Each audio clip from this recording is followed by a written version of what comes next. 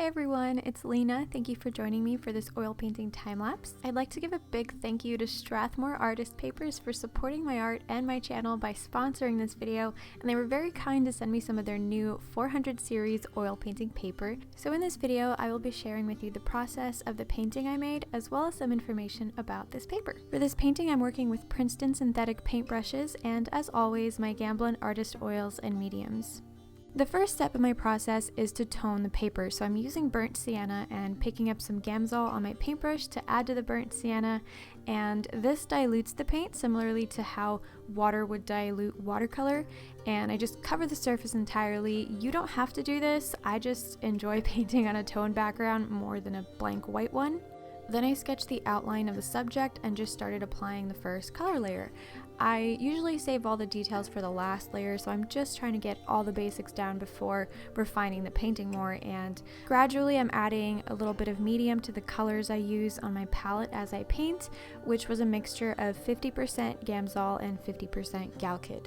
Unlike a canvas or wood panel, I did not have to gesso this paper because it was already primed in the manufacturing process, so that saved me quite some time, but I'm still able to use the same techniques as I would have on a canvas or panel. The paper is heavyweight at 350 grams per square meter, and despite how much paint and medium I was using, it held up really well.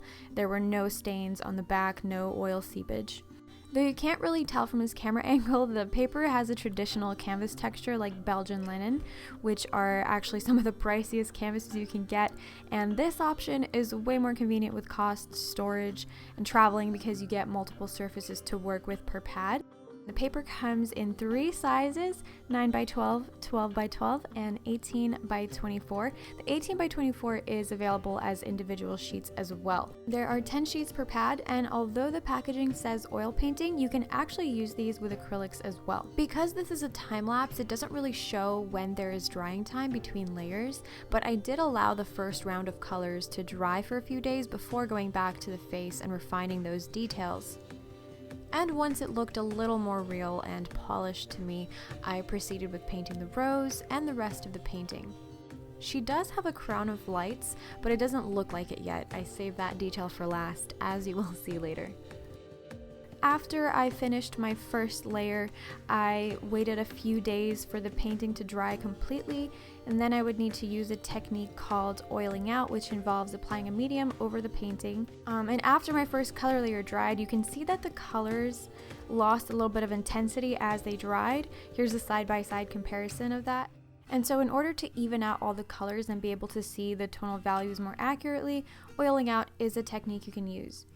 And while the new oiled out layer is still wet, I go straight with the colors and start refining all the details and just trying to polish everything up. With the surface having that new wet layer of medium over it, the paint is almost buttery in its application.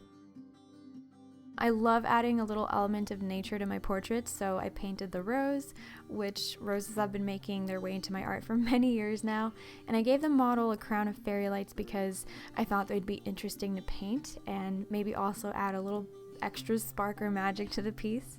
I think the whole process took a little over a week, and I painted on and off. There was some waiting time in between layers, but that is the final painting.